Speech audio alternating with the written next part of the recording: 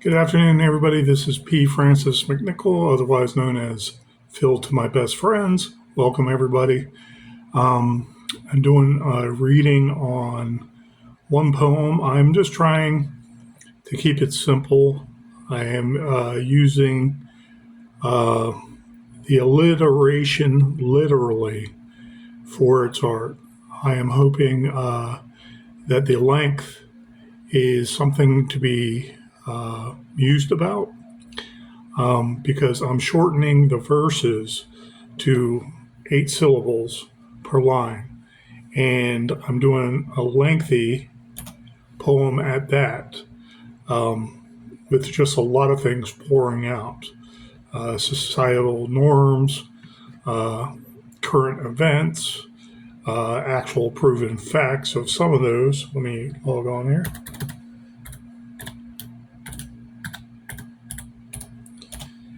And in doing so, I love the rhyming scheme, but I wanted to minimize the sentence structure so that there is not verbose word usage, there is not extra fluff words.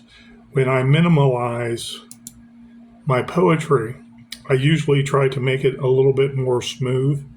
And yes, it has its choppy cutback moments. I call it cutbacks when the rhymes are within the sentence, and there's some wordplay with commonalities in the English language. It could be sayings, it could be norms, it could be slang we've said all our life. The way we say some words as we speak it, it's shortened, but on paper, it would be long. Okay. Like rebuttal. Okay. And a lot of people would just say, I rebut that. Or they wouldn't say, listen to my rebuttal. Okay. Saying things and certain words very quickly in slang. Okay. Or in colloquial talk. Sometimes it's less verbose just to prove a point and to be, I want to see more lingual or more receptive to giving an answer with that exchange. So I'm trying to keep it simple within 8 syllables. And every line I have done, especially since last night, I did at least, I want to say 7 verses last night. Actually, more than 10. I think I started out with 9. And I think I have like 22 or 21 now. And it's not complete. My goal is a much bigger, longer poem. As it stands now, I may separate the couplets because they're in couplet form, but they're 8 syllables. And I was like, I hardly ever do, maybe I'm a cheater, I hardly ever do the title first because I have something in my mind. I believe that the title is going to be the icing on the cake. When I finish what I have in my mind, what encompasses that, all of that, whether it's sneering, whether it's smiting, whether it's tricky dick, or a play on words, in other words, I believe the title is going to encompass what's actually there so that what I saw and the words explain that and express that. The title is icing on the cake. So sometimes titles are meant to be deceptive, or I want to say the vis-a-vis mirror image of what your work is. Sometimes it's not. Sometimes it's the complete opposite. Okay. And it's proven a point that your information is actual. Okay. That you place in your work. The title is an overall theme, people assume, an overall inference. Okay. I want to say facts, not necessarily an evidence. Okay. But it's the title could be a play on words, could be a play on what you're actually writing. It could be completely opposite. It could be the complete truth and kind of I want to say, point blank truth related to your work. Okay, so the reader, okay, the audience is in for a treat because they know what to assume. All right, what do you want to do with that audience? Okay, do you want to bring them in or do you want to alienate them? With the title, you can do a little bit of both. It's totally up to you, but do you want it to be too tricky dick where a lot of people will just say, So with the title in this work, I titled it right off the bat. Okay, I had an idea. My poem was going to be 8-syllable lines in couplets, 8-syllable singles. They're not necessarily going to be combined when they're couplets. I'm going to let the words do the work for me. And right off the bat, I said ocho. And I was like, I love that word ocho, 8, in the Spanish language. I was like, ouchies. And I was thinking ouchies because people say ouchie colloquially, okay, I want to say in slang. And it's really not 100% a word yet, in any dictionary. It might be. I know ouch is, but not ouchies. And so I think of someone saying, oh, my ouchie, ow, ow, ow, ow, my ouchie. Saying it in that kind of verbiage that's, I want to say, a little bit more interpersonal. It's kind of humorous. It's kind of, I don't know how to describe it. It's kind of not so serious, even though it could be serious. It could be a broken arm. Okay. It could be where you got that shot, the ouchie, the Fauci ouchie. That came to mind too, but first the ouchies came to mind, just the word itself, having to do with nothing. So I was thinking, because of the sounding similarities, Ocho Ouchies. And that is the reading I'm doing today. That's just a brief synopsis of Ocho Ouchies. I believe it's 21 or 22 verses, total verses, or total couplets. And I am not finished, and I am going to have fun with this the next couple of days. I'm going to try to do 10 a day for a few days, if not more. And I just want to, if I can arrange this, have a running diagram, a running poetry, poet and verse line of rhymes, and keep on going. And I'm going to work on no repetitiveness in my skills. I'm going to work on not going over the same subject matter in my skills. I want nature-oriented visualization in there. I want all kinds of natural aspects that us as humans in our condition can be used to, okay? Whether it's a flower, snake, bugs, bumblebees, all the way up to something serious like COVID, the amount of deaths we had because of the vaccination, and bad drugs like Paxlovid, remdesivir, so on and so forth, being warded away from the cures, which are quinine, hydroxychloroquine, monoclonal antibodies, putting new antibodies in your body to replace the old ones that fight off the virus, ivermectin itself, so on and so forth. Serious matters like that, shootings, the loss of a loved one, okay, state of our economy, the state of poor people's own economy surviving, stuff like that. I want to say is more social conscience, and I like giving input on that because I was a police officer and I saw it from a different perspective than a lot of people might have thought. Okay, because not all homeless people were bad, and not all cops were out there rousing homeless people or rousing the drunks or rousing the mentally ill that are getting high, or even the drug dealers. We were always trying to help people, until there was a certain point. This guy right here, he ain't helping himself. He's out there slinging rock. Every time we come up, he's hiding something. Every time we come up, he's acting,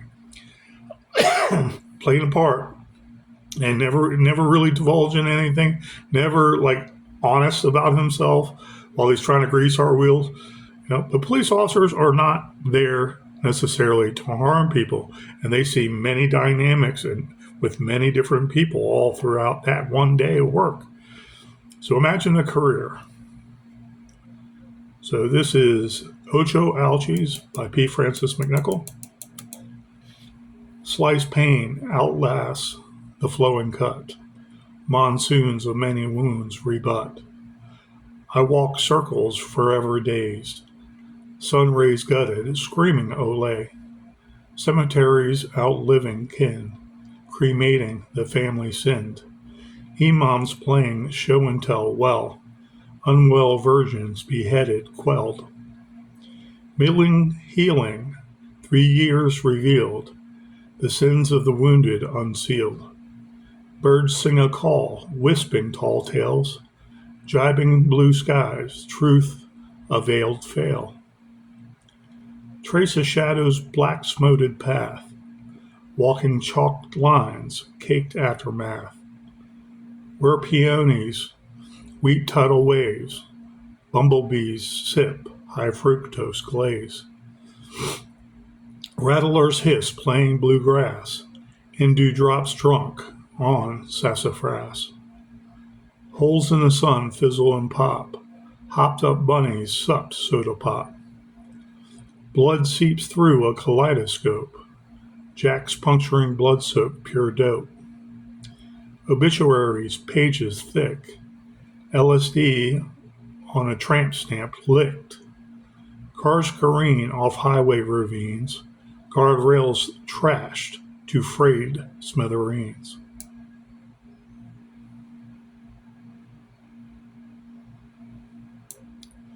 Nooses strangle Christian obese, remdesivir Fauci unleashed, illegals raping foreign land, kids sold across the Rio Grande.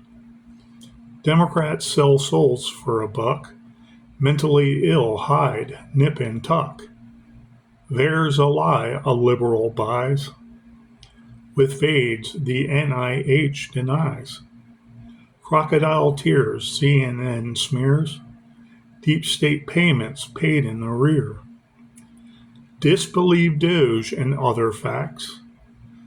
Mad Rico NPR got axed. Still the darkest paths once chosen. Hell's full, dystopia frozen. In sunlight all things are equal, except Star Wars agitprop sequels. Emerald teeth shine in a cup, tainted fluoride waters thrown up. To be continued. I hate putting to be continued too. I'm going to put a couple lines there because it's not finished, and I want to do, I'd like to say 1.5 extra tacked onto this. So maybe about a total of 50 lines or 50 couplets. And I don't want it to be a swan song or the end all be all of poetry with me and P. Francis McNichol practicing poetry. I love poetry. I know how to do it. I know how to rhyme. And there's a lot to learn about types of poetry, don't get me wrong. But I know what works, and I know what's better I do than some of my other work that's horrid, and I wouldn't publish it.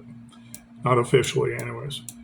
But I think I'm going to have a lot of fun with this one, Ocho Ouchies, and it's going to be somewhat of a political statement with a lot of art put in there, a lot of social slang, a lot of different current events, a lot of how nature itself is and acts and reacts. And one thing I do like doing with poetry is when there are like overall sayings, okay, there are overall sayings. I'm trying to think of one right off the top of my bat, top of my head, right off the bat. I can understand a lot of people not putting them in your poetry. Okay, a lot of sayings in between. I used one the other day, and I'm trying to remember what it was. Um,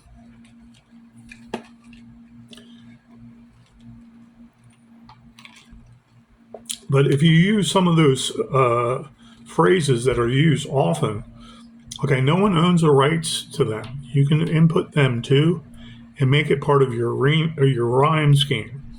And I love doing that because it's basically the way we talk. It's my vernacular from Northern Virginia in the United States of America, speaking the American English language. And it's stuff, everyday stuff I've seen it on TV, I've seen on video movies, I've seen on or heard on the radio. I've heard other people say it, stuff like that. Don't be afraid to input some of those. That makes you more, I want to say, humanized. It gives a certain flair to your work. Do I say use all kinds of slang and phrases that are commonalities off the street? No. And I'll explain why. Because a lot of gentrified poetry from the NEA, National Endowment of the Arts, only helping minority people in America, minority people of color in particular, they will say slang and they will do poetry like they're from the streets and it's hardcore, okay? And it's not really branching out. That's why I loathe that kind of poetry. I like some of the poetry with a flair of the rap in it, a flair of the slang, okay? But it's not proper. It really is not proper to do mostly slang, mostly gutter talk and consider that art. For that one person, it's considered art, but not the majority. Not many more people that person is not inviting into his world. He or she is only inviting people in because of a certain amount of elitism helping that person out, okay? Not because it's good art. Good art will incorporate a lot of different flair, tastes, accents, okay? And from experience, I can tell you, knowing this job, this field in publishing, okay, I want to make the publisher, traditional publisher, money, okay? I do. And I want to have a great product working with him or her or the company. However, when I speak of the elitism, I'm referring to the gatekeepers at the NEA, National Endowment of the Arts, that will help out only minorities to get their voices heard, okay? But they totally disregard upcoming artists that are paying their own way through the ranks, that are doing their own thing. I'm not going to sit there and make a blog and feel like I have to be a slave to a blog just to get more and more readers, okay? That's not my style. I barely have enough time to do a video once in a while and put it on YouTube while I'm doing real art, while I'm thinking of good ideas and really want to start working on more short stories again, horror short stories, and develop my art even better because the gatekeepers keep on shutting a blind eye. Okay, turning a blind eye, shutting a door, whatever you want to call it. Okay, but they'll rather invest money and throw money to divide people and say, oh, this person in a poor neighborhood, look at their sad life. It's like, do you look at other people's sad life?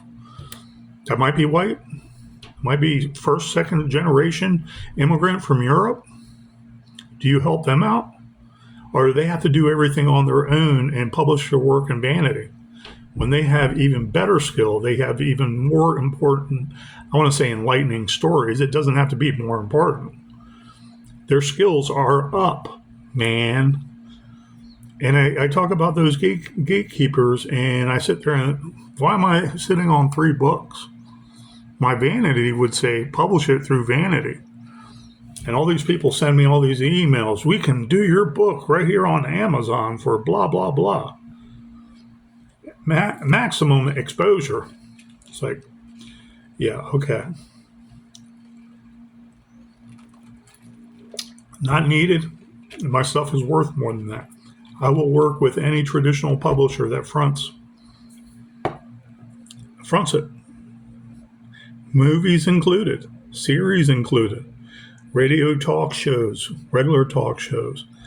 The perspectives I have are unlimited based on experience. And a lot of people from those same streets, they have a limited experience because they're only talking about the streets with a limited vocabulary. But the gatekeepers here are saying, that's sellable, that's sellable. And what does it do? It divides us further as a people. The thing with alliteration is you incorporate a little bit of everything you feel is necessary. Not just slang, not just rap, not just doing lyrics for a song, which is much shorter.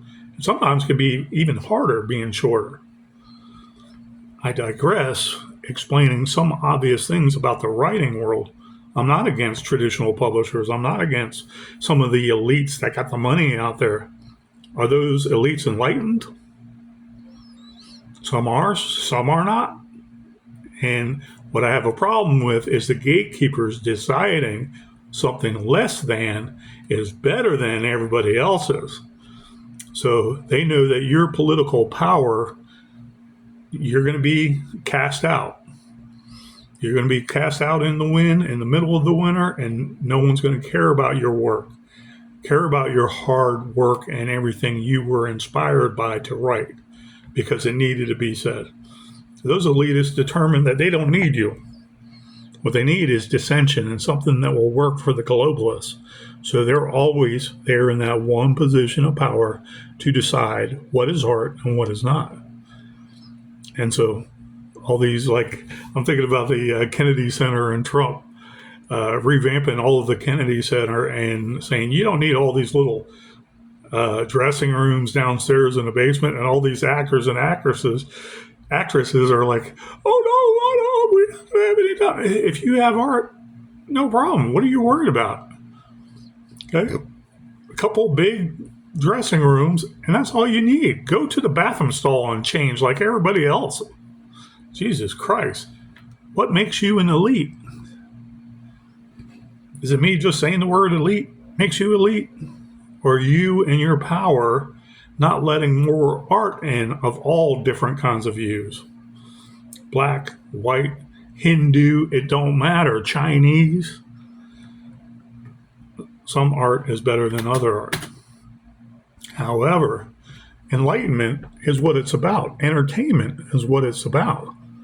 Not somebody determining what the populations can consume as entertainment and enlightenment, as in Renaissance. Okay? That's where we have a problem with elitists, because they say they're going to determine for us what is art and what is not. That's where I have a problem with it. So anyways, that was Ocho Ouchies, and it's a little political. It has some nature involved in there, some current events. I want to say some past too, in the last 7 years. There's going to be more, and I'm going to do at least double this in the next 2 days, and then publish it and do one more video. This video is only about 23. It's going to be about 25 minutes long. The next one might be closer to, I want to say 45 minutes long, where I read the whole thing and go over some of the inputs, some of the couplets and single lines, why I said a certain thing, how I use the tense. And in essence, I'm using this poem right here to work on skills. When you think of word tenses, if you're shortening the sentence, okay, a good test for your skills is always to work on the tenses of words, a little more longer word or shorter word, and see how you can get everything in a short, sweet, little tiny line, tiny package, and work on that. Okay, so set a fictitious, or I want to say a random number like 8 or 9 syllables, and then you write what you want, but try to do it in the good verb tenses that express what you want and paints that picture you want. And if you go over, work on minimizing it, reducing the verbs, maybe reducing some of the adjectives, but try doing it when you still leave the same picture for that line. That's kind of why I'm doing this poem, trying to keep it short, sweet, to the point, within 8 syllables each line. It's just a little test, but it's enjoyable doing it. So thank you guys, and I really appreciate your time. Have a great day. Take care.